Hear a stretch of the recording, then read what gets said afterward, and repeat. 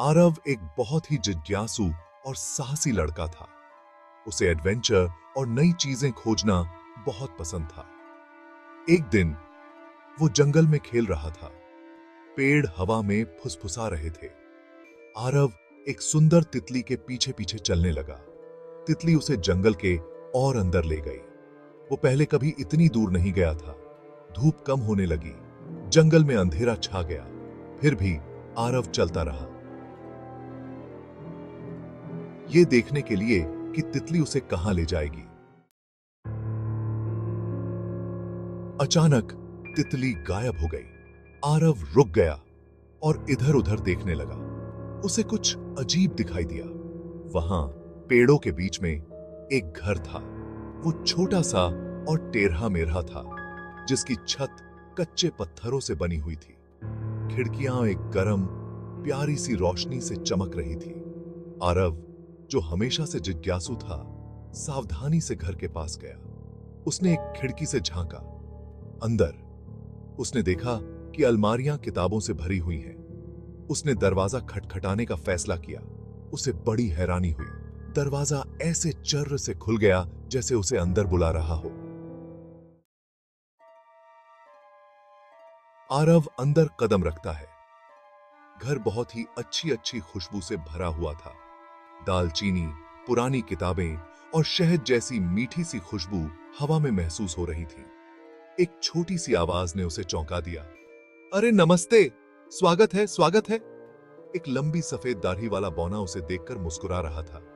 मैं विलो हूं, इस घर का रक्षक, बौने ने कहा। इस घर में बहुत से रहस्य छुपे हैं, लेकिन सिर्फ उनके लिए जो उन्हें ढूंढते हैं। आरव बहुत उत्साहित था। उसे रहस्य बहुत पसंद थे। किस तरह के रहस्य? उसने पूछा। उसकी आंखें उत्सुकता से बड़ी हो गई थीं। भाग 4, पहली पहेली। विलो खिलखिला उठा। उसकी हंसी में एक रहस्यमयी गूंज थी, जो पूरे घर में फैल गई। रहस्यों को जानने के लिए तुम्हें 3 पहेलियों को सुलझाना होगा, उसने कहा। उसकी आवाज में एक अजीब सी गहराई थी, जैसे वो किसी प्राचीन रहस्य को उजागर कर रहा हो। उसने एक धूल भरी किताब की तरफ इशारा किया, जो टेबल पर खुली हुई थी। किताब के पन्ने पुराने और पीले हो चुके थे, जैसे वो सदियों से किसी का इंतजार कर रहे हों। पहली पहेली, विलो ने शुरू किया। उसकी आवाज खामोश घर में गूंज रही थी, जैसे हर कोना उसकी बात सुनने के लिए तैयार हो। मेरे पास शहर है, लेकिन कोई घर नहीं, उसने धीरे धीरे कहा, जैसे हर शब्द का वजन हो। जंगल है, लेकिन कोई पेड़ नहीं, उसकी आवाज में एक रहस्यमयी मुस्कान थी। पानी है, लेकिन कोई मछली नहीं। मैं क्या हूं? उसने सवाल को हवा में छोड़ दिया, जैसे वो जानता हो कि इसका जवाब आसान नहीं होगा। आरव ने बहुत देर और बहुत सोचा। उसके चेहरे पर चिंता की लकीरें साफ दिख रही थीं। उसने अपनी आंखें बंद कर लीं और शब्दों को अपने दिमाग में सोचने लगा। उसके मन में कई विचार आ रहे थे, लेकिन कोई भी सही नहीं लग रहा था।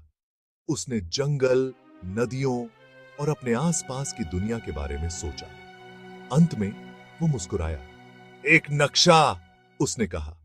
उसकी आवाज में आत्मविश्वास था। विलो ने सिर हिलाया। वो खुश था। बहुत बढ़िया, उसने कहा।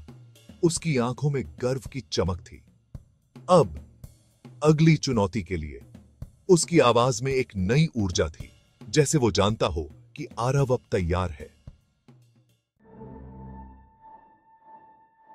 भाग 5, दूसरी पहेली।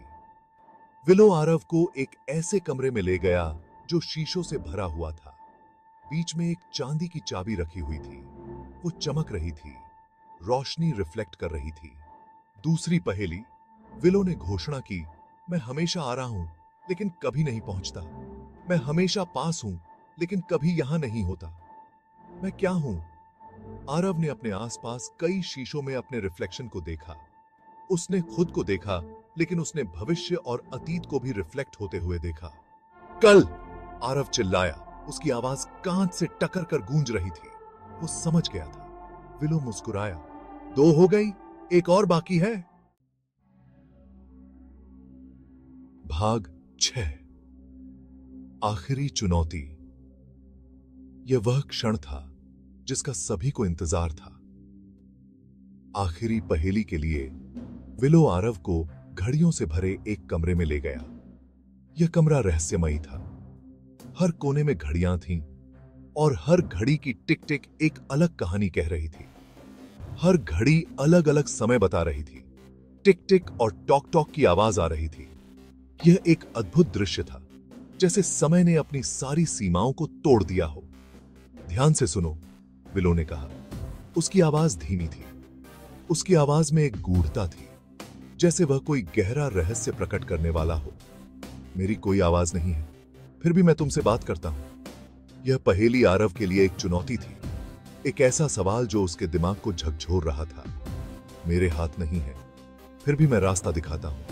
मैं क्या हूं? यह सवाल आरव के मन में गूंज रहा था और वह इसका उत्तर खोजने के लिए बेचैन था। आरव ने घड़ियों को देखा। उनके कांटे लगातार नाच रहे थे।